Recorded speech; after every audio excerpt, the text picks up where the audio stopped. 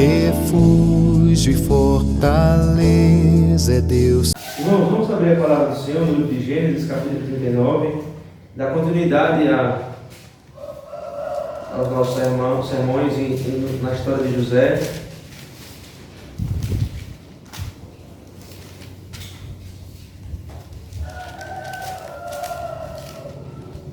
Gênesis, capítulo 39. Acompanhe com atenção, irmãos, a leitura. Diz assim a palavra do Senhor. José foi levado ao Egito e Potifar, oficial de Faraó, comandante da guarda egípcio, comprou dos ismaelitas que o tinham levado para lá. O Senhor era com José, que veio a ser homem próspero, e estava na casa de seu senhor egípcio. Vendo Potifar que o Senhor era com ele, que tudo que ele fazia o Senhor prosperava em suas mãos. Logrou José mercê perante ele, a quem servia, e ele o pôs como mordomo de sua casa, e lhe passou as mãos a tudo o que tinha. E desde que o fizeram mordomo de sua casa, e sobre tudo o que tinha, o Senhor abençoou a casa do egípcio por amor de José. A bênção do Senhor estava sobre tudo o que tinha, assim em casa como no campo. Potifar tudo o que tinha confiou às mãos de José, de maneira que, tendo por mordomo, de nada sabia, além do pão com que se alimentava. José era formoso de porte e de aparência. Aconteceu, depois destas coisas, que a mulher de seu senhor pôs os olhos em José e lhe disse: deita-te comigo. Ele, porém, recusou e disse à mulher do seu senhor: tem-me por mordomo, meu senhor, e não sabe do que há em casa, pois tudo o que tem me passou eles, as minhas mãos. Ele é maior do que eu nesta casa, e nenhuma coisa me vedou, senão a ti, porque és mulher, porque és sua mulher. Como, pois, cometeria eu tamanha maldade e pecaria contra Deus? Falando ela a José todos os dias, e não lhe dando ele ouvidos, para se deitar com ela e estar com ela. Sucedeu que certo dia veio ele à casa para atender os negócios, e ninguém dos de casa se achava presente. Então ela pegou pelas vestes e lhe disse: deita-te comigo. Ele, porém, deixando as vestes nas mãos dela, saiu fugindo para fora. Vendo ela que ele fugira para fora, mas havia deixado as vestes nas mãos dela, chamou pelos homens de sua casa e lhe disse: vede, trouxe-nos meu marido, este hebreu, para insultar-nos. Veio até mim para se deitar comigo, mas eu gritei em alta voz. Ouvindo ele que eu levantava a voz e gritava, deixou as vestes ao meu lado e saiu fugindo para fora. Conservou ela junto de si as vestes dela, até que seu senhor tornou a casa.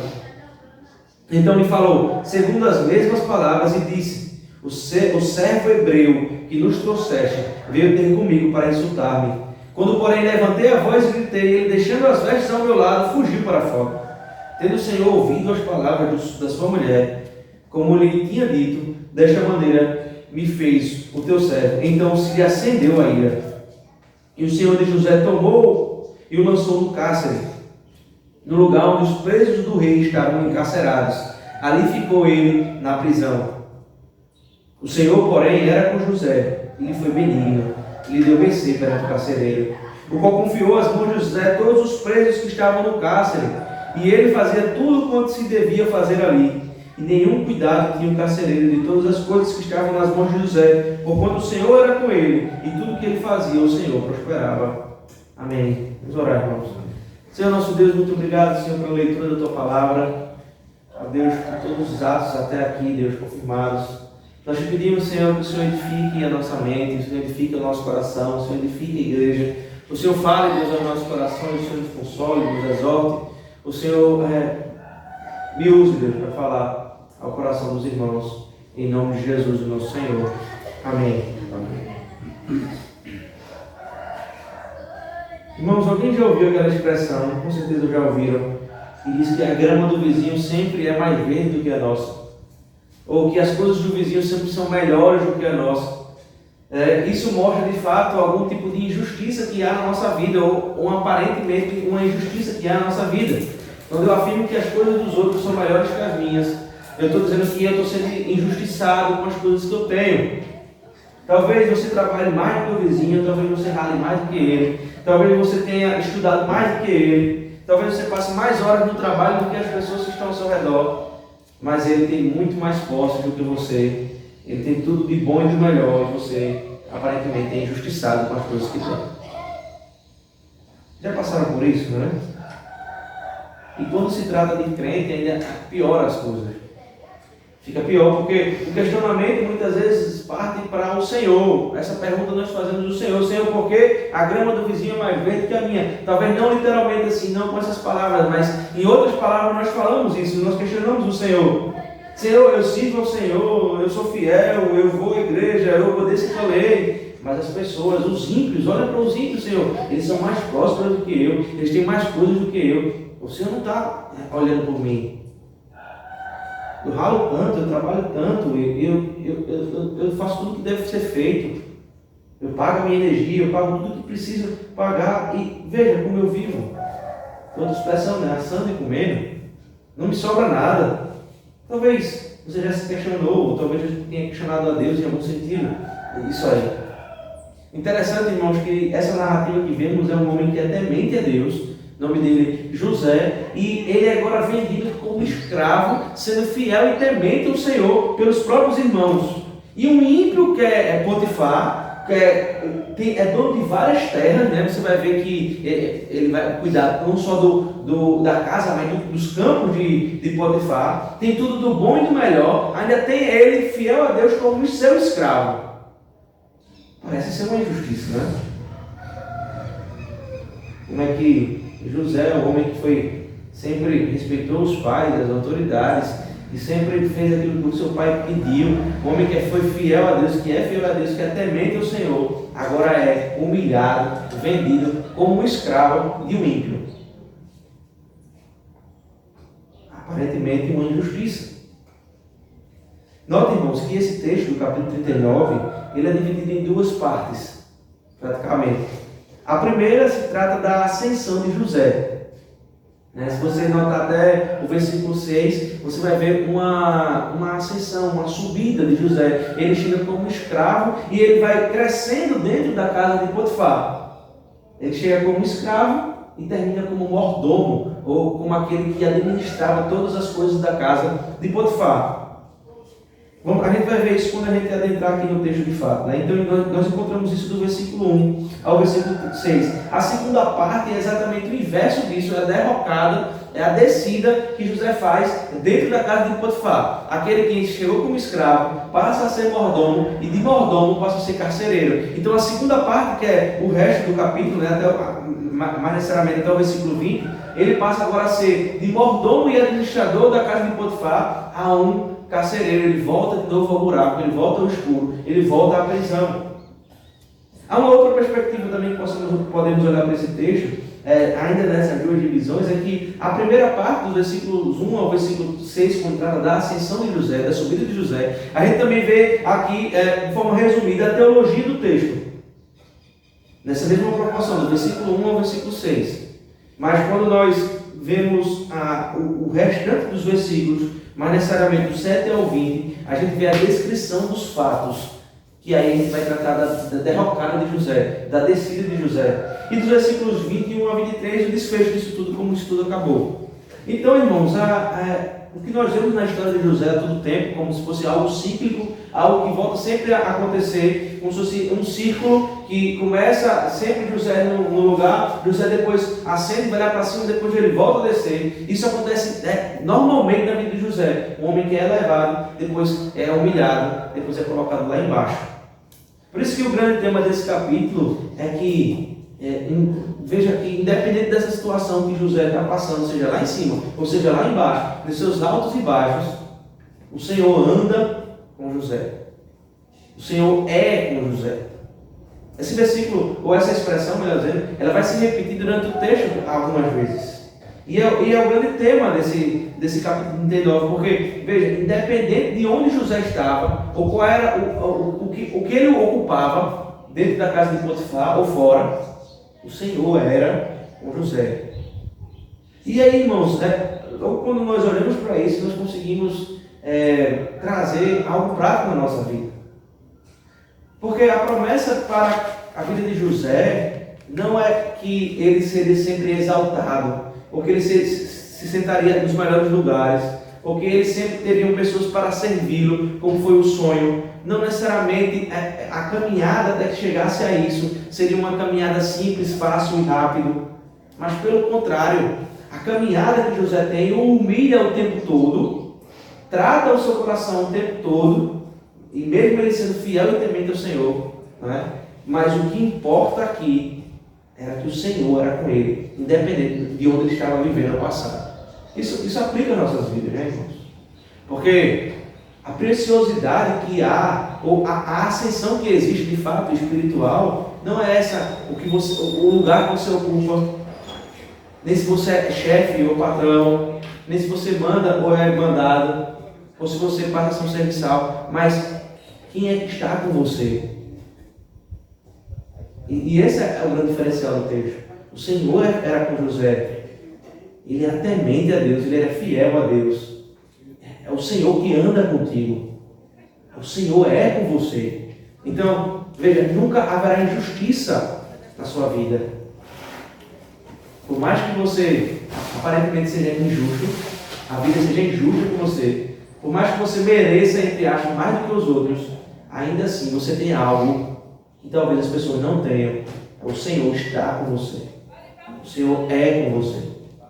Então, irmãos, note que, fazendo essa introdução, no primeiro versículo do capítulo 37, José, melhor dizendo, no último versículo do capítulo 37, nós vimos que José, ele entrega aos midianitas, lá no versículo 36, do capítulo 37, e aí eles são vendidos, né? Eles são dados aos midianitas, e os midianitas vão ao Egito para vendê-lo a Potifar. E no primeiro versículo do 39, isso acontece. Potifar recebe José como escravo, né? Compra José para sua casa. E note que isso, irmãos, nada foge do controle da mão de Deus. Isso devia acontecer exatamente como está acontecendo.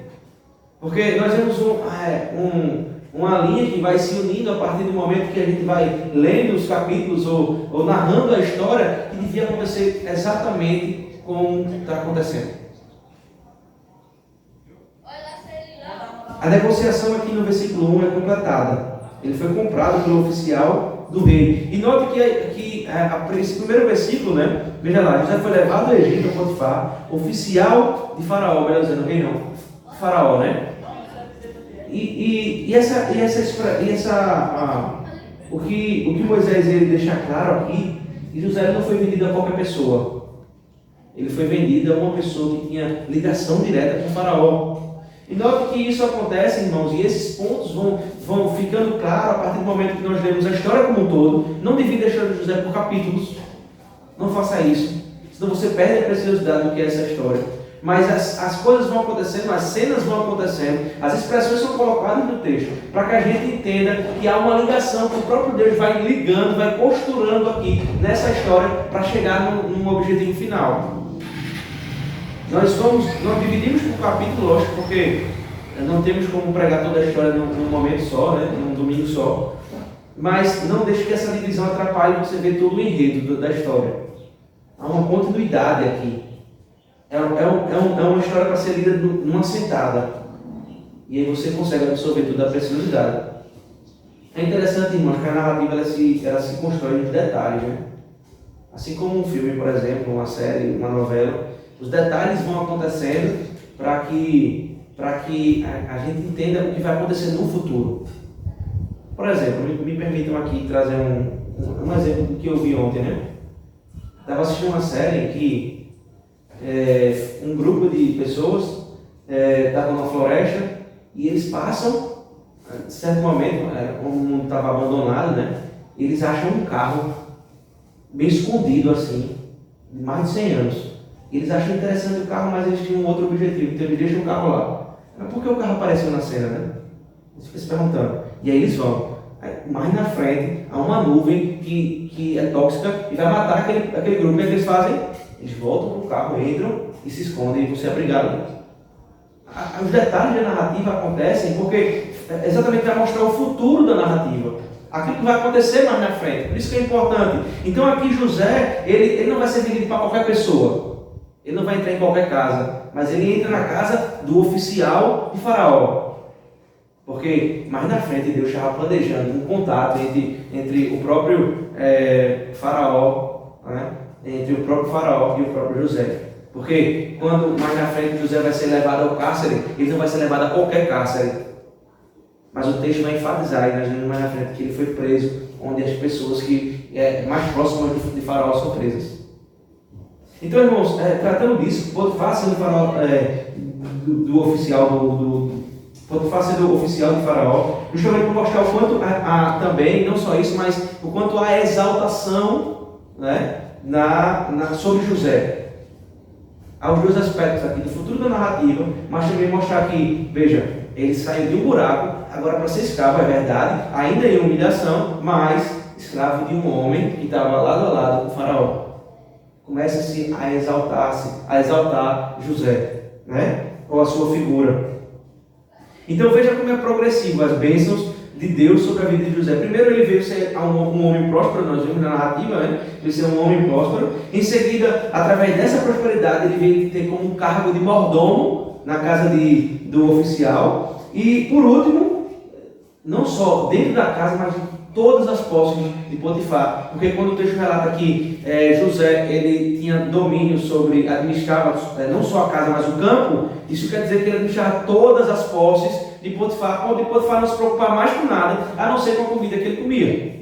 Ele só conhecia disso, porque José administrava tudo. Então veja como que se dá a ascensão, a prosperidade de José. Ele passa de um escravo a ser um grande administrador, não só da casa, mas de todas as posses de Potifar. Tudo era abençoado ao redor de José. E Potifar é inteligente, é esperto, ele percebe isso, que tudo que José toca, prospera, a ponto dele colocar ele administrador de tudo. Tudo. Ele confiava tudo às mãos de José. Potifar não sabia nada mais da sua casa, a não ser da comida que ele comia. Às vezes isso acontece nas nossas vidas também, irmãos. Às vezes nós estávamos como José no buraco, humilhado, esquecido, jogado, né? Sem esperança, sem emprego, traído pelos seus, cheio de traumas vividos. E o Senhor vai e nos ergue, o Senhor nos levanta, pega na nossa mão. No momento certo, as portas começam a abrir, começam a reviravolta, né? A se transformar as coisas. É como se Deus usasse da situação ruim para mostrar a sua poderosa mão, né? E mudar toda a situação.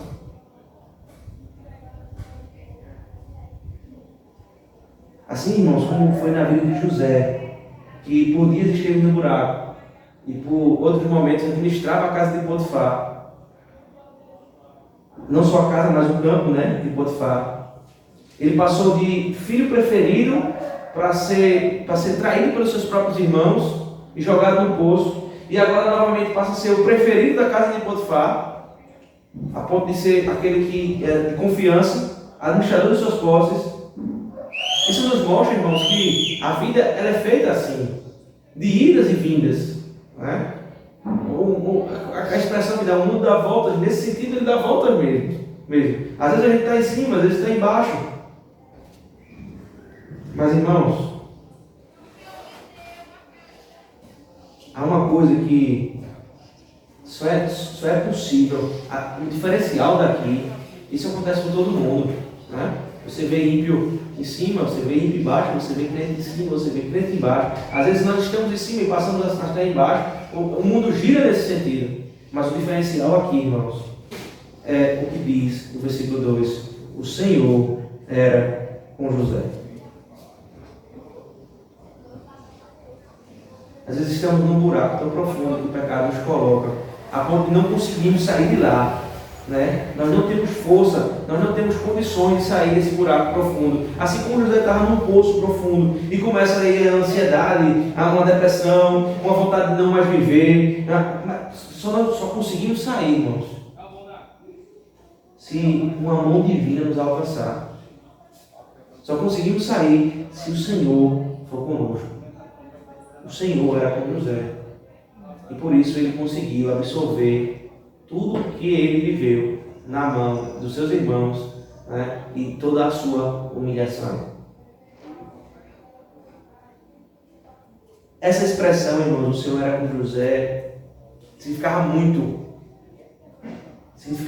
né? Para aqueles que são comprados por sangue do Cordeiro. O Senhor é contigo, né? Nós podemos afirmar isso, que o Senhor é comigo. Será que você pode ter essa confiança, essa plena certeza e dizer, o Senhor é comigo, onde eu ando, o Senhor anda comigo, como ele está dizendo, eu ando com o Senhor. Como podemos ter essa certeza, então? O texto nos diz, irmãos, que no versículo 5, que tudo que Deus fez era por amor a José.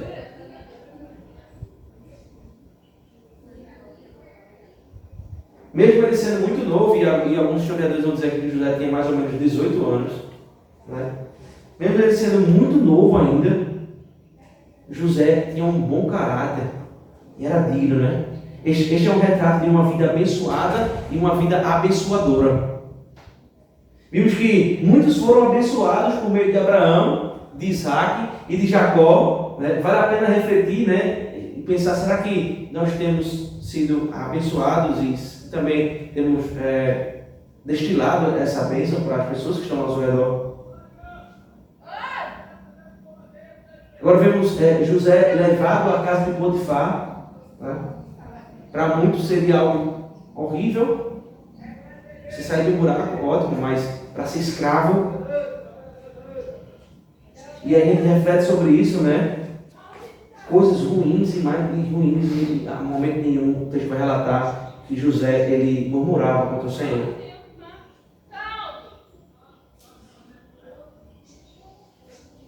Temos que ter em mente, irmãos, que ter uma vida abençoada não nos significa ser isentos das dificuldades que a vida nos propõe. A presença de Deus em nossa vida e em nossas atividades não impede que nós soframos as tribulações normais que tantos outros sofrem. Não impede, pelo contrário, você vê aqui a mão de Deus agindo em meio ao sofrimento de José. Temos que saber que uma vida abençoada dessa maneira não isenta em momento nenhum de dificuldade, de coisas difíceis, de decisões difíceis a ser tomadas. A presença de Deus em nossas vidas, em nossas atividades, não nos impede de sofrer tribulações, não é? Tanto quanto os outros sofrem, tanto quanto os ímpios sofrem, ou eles nem sofrem muitas vezes e nós sofremos. A diferença é que em vez de murmuração, a nossa boca ela se enche de oração e de louvor a Deus. Ou deve ser assim, né? Porque nós não sabemos do que se trata, nós não temos certeza do que está acontecendo, a dúvida toma conta da nossa mente, mas o que a gente tem certeza é que há um Deus cuidando dos detalhes, mesmo em meio às dificuldades. Mesmo em meio a que aparentemente seja uma injustiça e uma humilhação. Isso envolve, irmãos, dentro do nosso coração, a providência de Deus, o cuidado de Deus e a bondade de Deus para com nossas vidas sendo realizadas. Porque todas as coisas cooperam para o bem daqueles que amam a Deus. Então, José, como nós falamos no capítulo 17, todo aquele trauma que ele passou, e agora vivendo agora como um escravo, mas Deus cuida do coração dele, o exalta. Não para sua própria soberba, né? Mas como um grande administrador que apontaria agora para um futuro que administraria toda a terra do Egito, para que as nações sobrevivam, não morram de fome, para que também continuasse a linhagem do Salvador. Nós vimos isso no capítulo anterior. Mas há uma outra informação, irmãos, que no final do versículo 6 aparentemente é desnecessária. Veja lá. Potifar tudo o que tinha confiou às mãos de José, de maneira que, tendo-o por mordomo, de nada sabia, além do pão, como se alimentava. Agora entra uma informação que aparentemente é desnecessária. Ele vai dizer assim: José era formoso de porte e de aparência. Né? Lembra que eu disse que as coisas acontecem para explicar um futuro próximo? Essa informação é dada por Moisés, porque talvez seja a motivação do que acontece aqui na frente, né? É uma informação valiosa, porque aqui, a partir daí nós entendemos o que é que diz o versículo 7 e o versículo 9. Continua a narrativa, veja lá. José era formoso de porte e de aparência. E aconteceu que depois destas coisas, que a mulher de seu senhor pôs os olhos em José e lhe disse: deita-te comigo. Ele, porém, recusou e disse à mulher do seu senhor: teme por mordomo o meu senhor, e não sabe que há em casa, pois tudo que tem passou ele às minhas mãos. Ele é maior do que eu nesta casa, e nenhuma coisa me vedou, senão a ti, porque és sua mulher. Como, pois, cometeria eu tamanha maldade e pecaria contra Deus? Veja, aqui a narrativa traz essa informação, dizendo que José era bonito, era formoso, e talvez seja esse o grande motivo que a mulher de Potifar queria trair seu marido com José.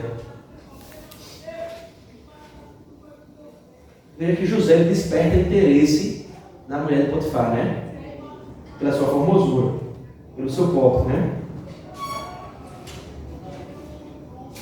A jovem senhora aqui, né, estava impressionada, não só com a formosura, mas talvez com o sucesso também que José teve, né? Apesar da sua pouca idade, do seu porte físico, né, a sua beleza, José tinha habilidade para os negócios e para a administração, então isso tinha chamado a sua atenção, e ela se embelezou com ele, ela se atraiu por ele. Então, não tendo mais controle sobre os seus desejos, quando ela olha para José, ela quer se deitar com ele.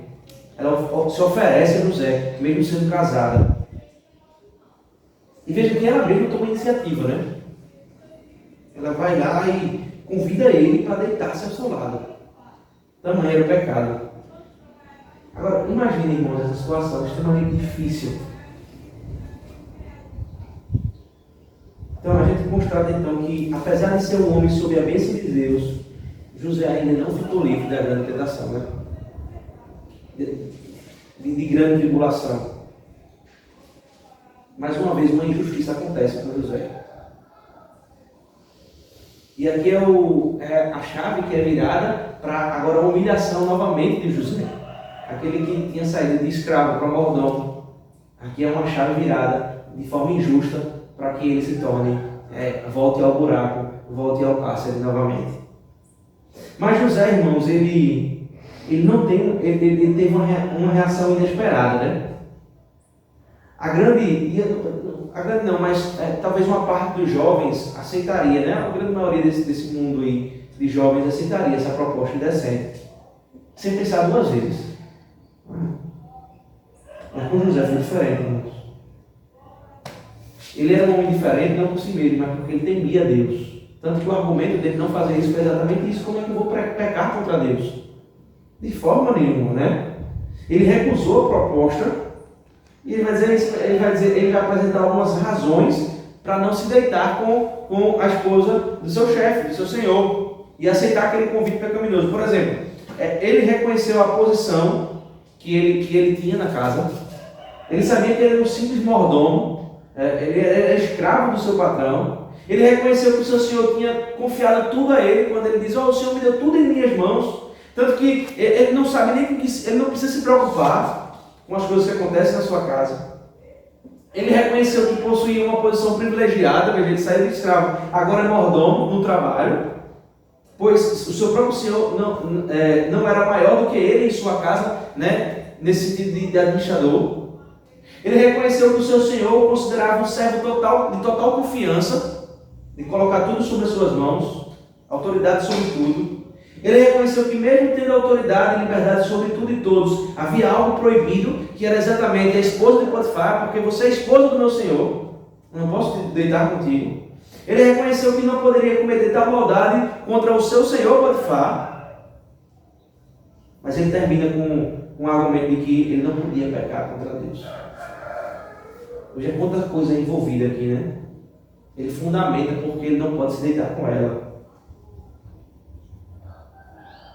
Mas, irmãos, só é possível ter essa perspectiva da situação, essa visão da situação de uma forma rápida, né? Porque isso tudo acontece de forma muito rápida, sorrateira, acontece, você não está preparado, mas você só consegue ter essa perspectiva dessa situação, com todo esse argumento aqui que ele usou para dizer que não queria se deitar com ela, que não ia se deitar com ela, se o Senhor for conosco. Sem isso, irmãos, não teria argumento no mundo que não faria que eles se deitassem juntos.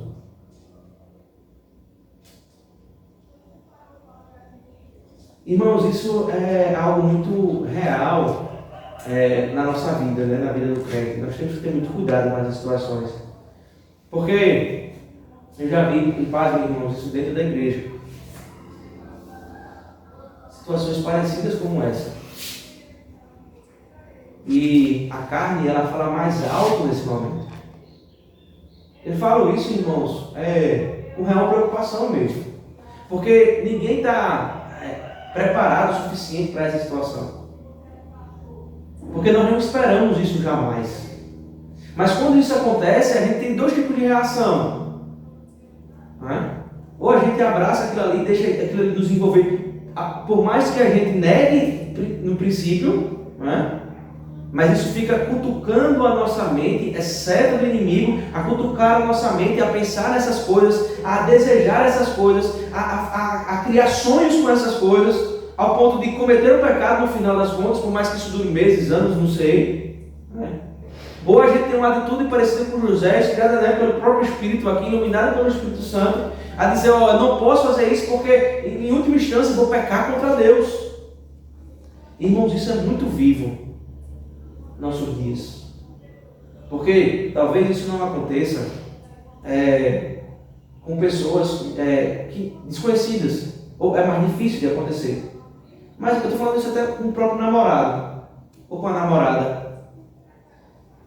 Que aí há propostas dessas indecentes que não cabem a ambos, mas talvez há uma rejeição momentânea, mas isso toma espaço no nosso coração.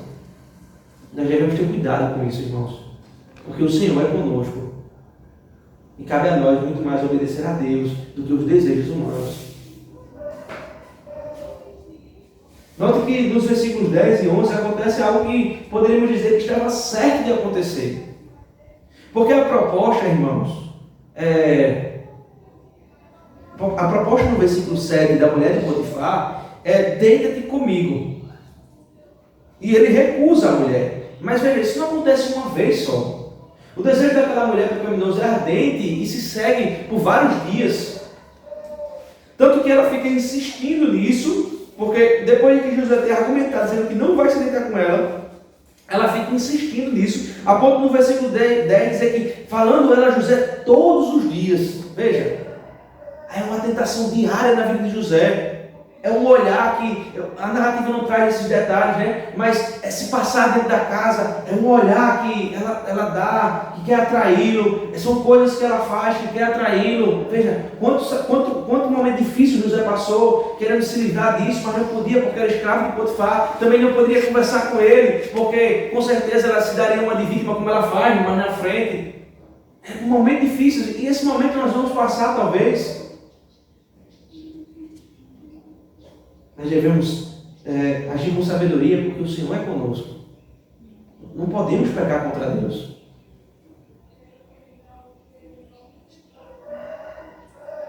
Irmãos, quando algo dessa natureza acontece com as nossas vidas, né, como uma proposta de um relacionamento ilícito, seja você solteiro, seja você casado, também isso se aplica aos casados, nós não podemos brincar com essas situações. Jamais. Nós não podemos dar brecha as situações. É numa venda que a gente vai comprar numa padaria, que a gente vai comprar um pão, que a gente vai comprar uma coisa, né? E há um olhar diferente para nossas vidas, né? Um olhar com uma intenção por trás. E nós percebemos isso, nós não somos beija, nós vivemos isso. Então há uma intenção, há uma palavra que não é usada com os outros clientes, mas com a gente é usado. Irmãos, e a gente tem que se afastar dessas coisas. Porque começa assim, não começa com algo descarado, isso aqui é algo atípico, né? Que ela chega para ele e diz, não começou assim. A narrativa não traz o que acontece antes, mas com certeza começou com olhares, começou com palavras, com carícias desnecessárias. E as coisas vão se aprofundando a ponto de, deita-te comigo. Não devemos ter cuidado com essas coisas. Casamentos se acabam por essas coisas. Relacionamentos se acabam por essas coisas. Você casado, você solteiro, namorando, seja lá o que for. Não se dá brecha para nada disso. Isso é talvez um dos pecados que a igreja mais cai hoje em dia. É um relacionamento ilícito. Quando uma má intenção é sentida, irmãos, quando palavras trocadas passam a ser algo pessoal, quando você deveria ter somente com a sua esposa, Quando você enxerga que o clima já não é mais de amizade, quando você entende que há uma segunda intenção ali envolvida, devemos colocar um ponto final nisso. Porque vai ter um momento, irmão, se a gente for empurrando isso com a barriga, por mais que não tenha o ato em si, né? O adultério em si, vai ter um momento em que, até para explicar, custa caro. Você cria uma confusão dentro da sua casa, dentro da sua família. Por mais que você não tenha feito nada, praticado nada, mas até você explicar isso tudo, porque você alongou uma conversa, porque você deixou as coisas acontecerem empurrando com a barriga e não colocou um ponto final. Até que você explique isso, a confusão está feita dentro da sua casa.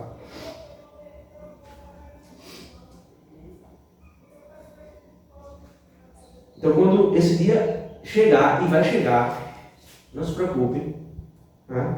Mais cedo ou mais tarde, se não já chegou, vai chegar. Que alguém tem uma segunda intenção com você. Se não for pura, né, lógico, corte o mal pela raiz. Não precisa ser ignorante, né? Não precisa se exaltar, mas só deixar claro a sua intenção.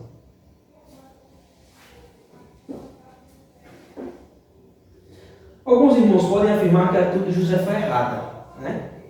Alguns vão dizer assim, veja, José, ele estava gostando da situação, a ponto dele permitir que a mulher tirasse suas vestes. Veja, em que situação chegou?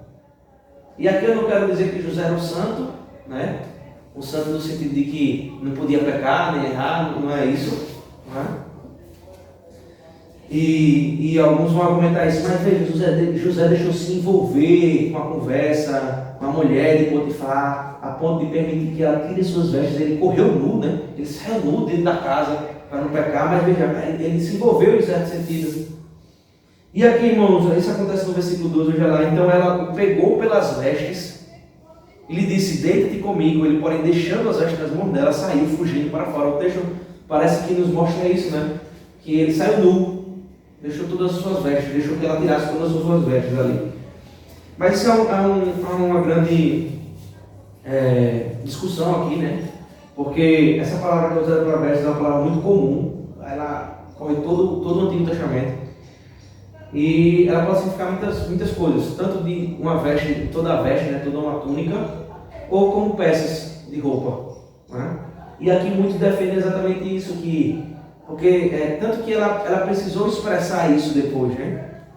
O que mostra que talvez se fosse uma peça de roupa ali que ele estava usando, uma capa ou qualquer outra coisa que fosse característica de José, a ponto de Potifar reconhecer e saber que era dele, né? Porque se fosse toda a roupa de José aqui, quando ele saísse de sua casa sem roupa, isso chamaria muita atenção e tinha alguma coisa errada, mas não, ela teve que chamar os guardas para dizer, aconteceu alguma coisa estranha aqui, José tentou me atacar. Então aqui as pessoas defendem isso e afirmam que não foi a ponto de deixá-lo nu, mas algum tipo de roupa dele que o caracterizava, algum acessório de roupa que era bem característico de José, a ponto de Potifar reconhecer. Por isso que nos versículos 13 ao versículo 19, veja o que ele diz. Vendo ela que ele fugira para fora, mas havia deixado as vestes na mão dela, chamou pelos homens da sua casa. Veja, como é que um homem sai nu dentro da casa da mulher e ninguém vê? E aí ele chama pelos homens da sua casa e diz, vede, trouxe-nos meu marido, este hebreu, para insultar-nos. Veio até mim para se deitar comigo, mas eu gritei em alta voz. Agora ela começa a humilhar ele, né? Porque já não é mais José, mas assim, é o hebreu. É o hebreu, essa classe, essa subclasse, né? Essa sub-raça de ser humano. O hebreu, eu trouxe o hebreu aqui para se deitar comigo, mas eu gritei em alta voz. Veja, é uma narrativa que ela cria aqui na mente dela e ela vai descrever aqui para as pessoas que é muito convincente. Veja, daqui que ele fosse explicar, na posição que ele estava, que não foi assim que aconteceu, irmãos. Já tinha acabado o casamento, já tinha acabado com a vida dele, já tinha destruído tudo. A narrativa, né? Aqui, sorrateira, ela cria aqui uma coisa inversa. Ela se coloca no lugar dele e coloca ele no lugar dela. Foi ele que me agarrava. ouvindo ele que eu levantava a voz, versículo 15, gritava, ele deixou as vestes, ele ainda tem aqui uma prova. Veja, aqui está as vestes dele. Note que anteriormente vai dizer que ela pega ele pelas vestes. Né? Ela faz isso talvez não com intenção, mas ela usa isso para provar que ela é inocente e ele é o culpado. E ele fugiu para fora. Versículo 16: conservou ela junto de si as vestes. Agora eu vou me agarrar a isso, a prova falsa que eu tenho. E até que Potifar voltasse para casa. Então, ele falou, segundo as mesmas palavras, disse: o servo hebreu, o servo hebreu, essa pessoa que não presta, você trouxe para nossa casa. Culpa o marido já com tabela, né? E o que nos trouxeste veio ter comigo para insultar-me. Quando, porém, levantei a voz e gritei, ele, deixando as vestes do meu lado, fugiu para fora. E tendo o Senhor ouvido as palavras de sua mulher, como ele tinha dito, desta maneira me fez o teu servo, então lhe acendeu a ira. Ela conta a história de uma forma inversa, né? Eu não sei se os irmãos já sabem disso, ou se já prestaram atenção nisso. Geralmente, os gabinetes pastorais, ele tem alguma porta de vidro, ele tem uma janela de vidro, alguma coisa tem que ser transparente. Porque já houveram vários casos, e ainda vão haver muitos casos, de pessoas que tentam ter um relacionamento, né, de mulheres que tentam ter um relacionamento com o pastor, dentro do gabinete. Por isso, alguns gabinetes tem câmera, não tem voz, né, não escuta, mas tem câmera. Os gabinetes geralmente são de vidro, ou tem a porta é de vidro, ou tem alguma coisa, algum compartimento que você consiga ver quem está dentro e quem está fora. Porque, irmãos, Satanás ele age assim na nossa vida e na vida comum também. E outra, se você não aceita a tentação, às vezes eu vi já casos de muitos pastores que hoje não pastoreiam mais por causa de um falso levantado. Porque deixaram que a conversa se prolongasse. Não houve adultério, não houve o ato em si, mas porque uma falta de sabedoria, não cortar o mal pela raiz, deixou que as coisas se alongassem. E só pelo murmurinho que houve dentro da igreja e da cidade que era pequena, ele já não conseguia mais pastorear ali. Ele era conhecido como pastor adultério. Eu falo isso para aplicar também às nossas vidas, irmãos, porque não só no gabinete, mas como eu disse, em qualquer lugar que a gente ande, devemos ter essa preocupação. Se o Senhor é conosco, devemos ter essa preocupação. Uma mentira que destruiria José. Mas lembre-se, irmãos, que quem mantém você em pé não é a mentira que os outros falam acerca de você, mas que o que mantém você em pé é a verdade, que Deus sabe quem você é e Ele conhece seu coração. Esse pastor passou a ser destruído, o seu nome foi destruído naquela cidade ali. Ele não tinha mais dignidade ali, ninguém o via como pastor. Mas o que manteve em pé, isso leva muitos a se destruírem, né? A se enforcarem, a tirarem a própria vida. Mas o que mantém em pé, irmão, não é a mentira que os outros contam sobre você, mas é a verdade que Deus estabeleceu sobre a sua vida. Porque Deus é contigo. Porque Deus ele não julga como julgou Potifar. Não é? Mas Deus julga de forma justa, pois Ele conhece a verdade. E não há nada oculto diante de Deus. Isso também é uma prerrogativa divina, em que não há nada oculto diante de Deus, que ao mesmo tempo que nos abençoa, é ao mesmo tempo que nos exorta. Porque, por mais que tenha tido todo esse envolvimento, ele tenha tido pastorado na cidade, ele tinha plena certeza que ele estava bem com o Senhor, porque o Senhor era com ele e o que mantinha ele era a verdade de Deus. Mas se ele tivesse feito alguma coisa errada, alguma coisa ruim, de fato tivesse adulterado e nada desse murmúrio tivesse acontecido, essa mesma expressão era contra ele, porque não há nada oculto diante de Deus. É uma coisa que nos abençoa, porque vivemos na verdade, mas é uma coisa também que nos condena, irmãos.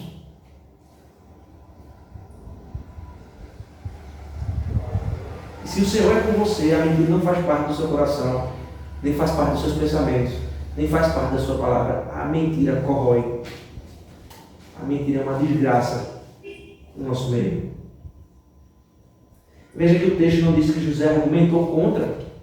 Vai dizer, não foi assim. Não, foi ela que deu em cima de mim. Foi ela que pediu para se deitar comigo. José não vai fazer aquilo. Porque ele vai dizer, foi ela que partiu para cima de mim, revoltado com a mentira. Irmãos, ele tinha em mente que ele precisava saber que, primeiro, que a verdade que aconteceu, ele sabia ali. Mas ele preferiu sofrer o dano, porque não adiantava falar a verdade.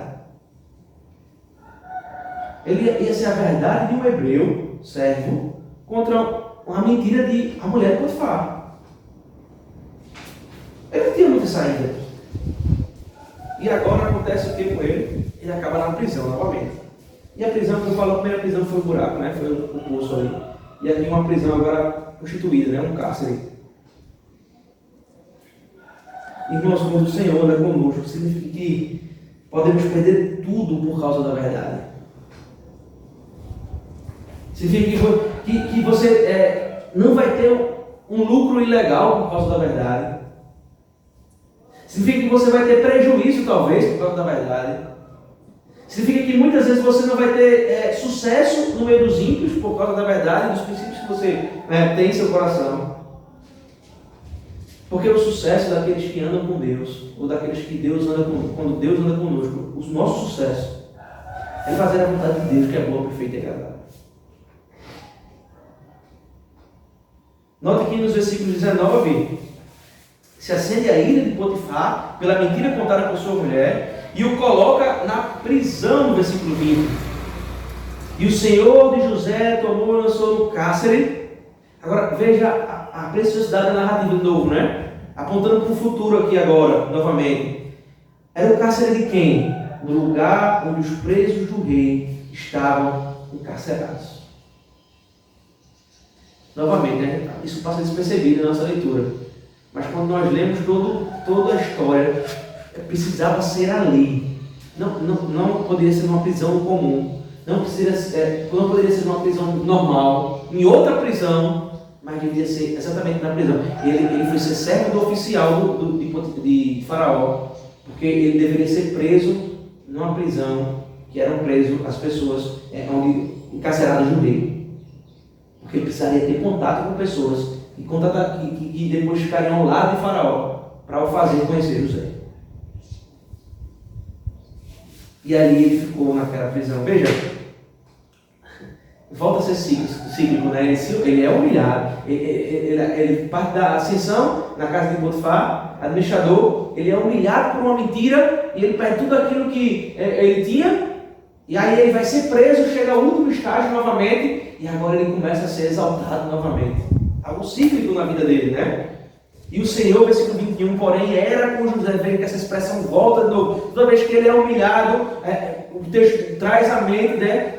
Traz à tona que o Senhor era com José. E o Senhor era com José e tomou e o lançou no cárcere, no lugar onde os presos do rei estavam encarcerados. O Senhor, versículo 21, melhor dizendo, o Senhor aqui no caso, o próprio Deus, né? O Senhor, do versículo 20, é Potifar. Versículo 21, o Senhor, porém, era com José, e lhe foi benigno, e lhe deu mercê perante o carcereiro. Onde é que há bondade numa prisão?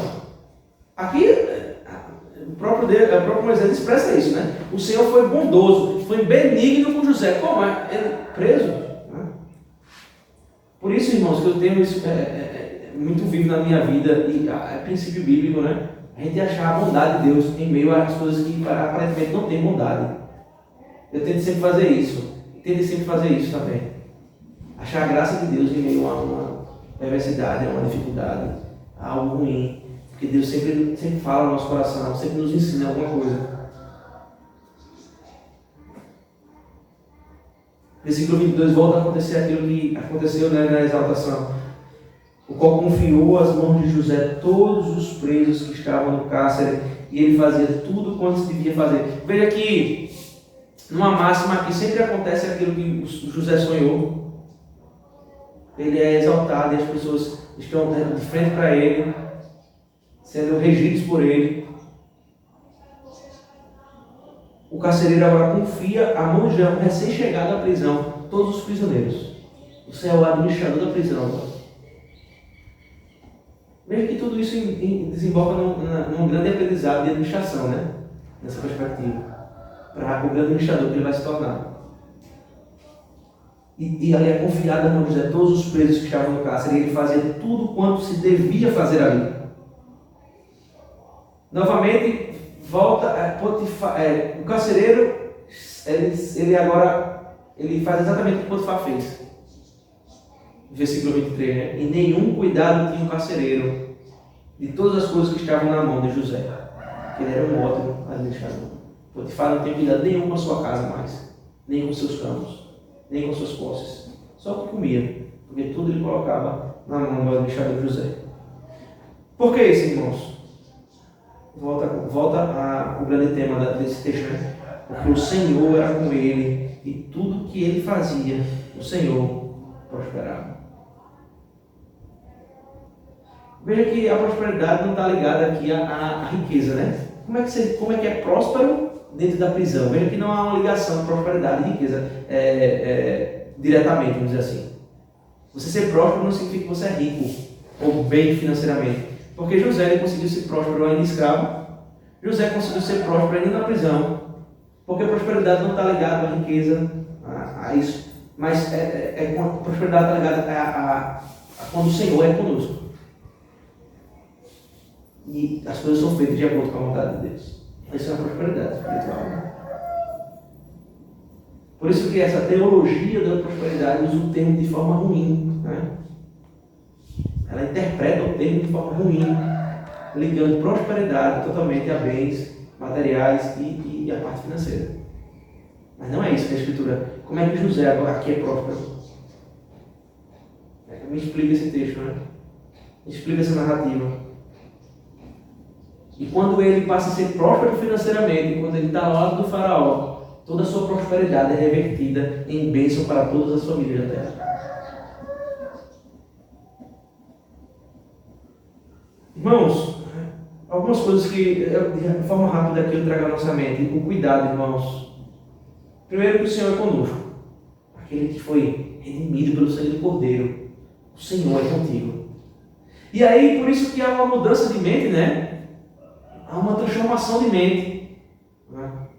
Arrependimento significa exatamente transformação de mente. Você vê o que você fez era errado, você não faz mais.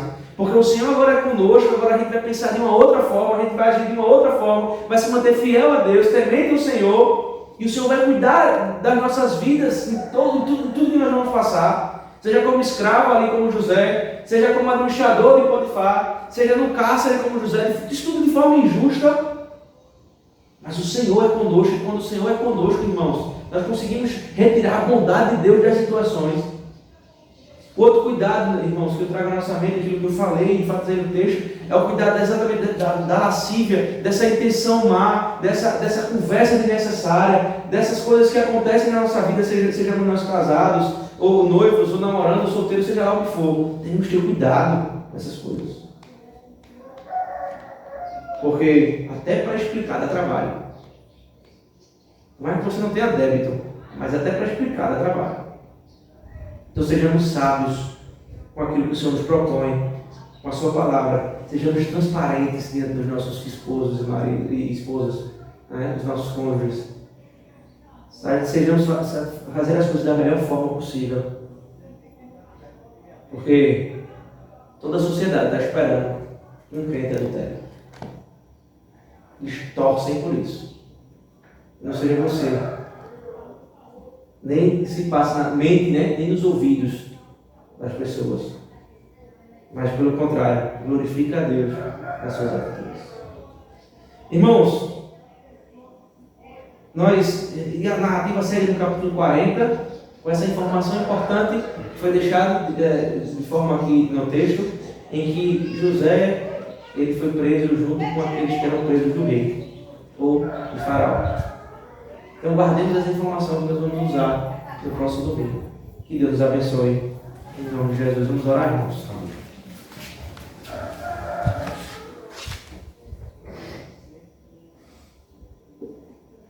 Senhor nosso Deus, nós louvamos o Teu nome. Te agradecemos, Senhor, por essa palavra pregada, Senhor. Te agradecemos por essa narrativa que tanto nos ensinou, que tanto fala ao nosso coração. Muito obrigado, Deus. Muito obrigado pela tua igreja. Muito obrigado porque fomos edificados, porque o Senhor falou conosco e que possamos colocar em prática, Deus, tudo aquilo que o Senhor nos disse, tudo aquilo que o Senhor nos ensinou aqui, com todos os alertas, com todos os princípios. Possamos fazer isso tudo para a glória do Senhor, em nome de Jesus. Amém.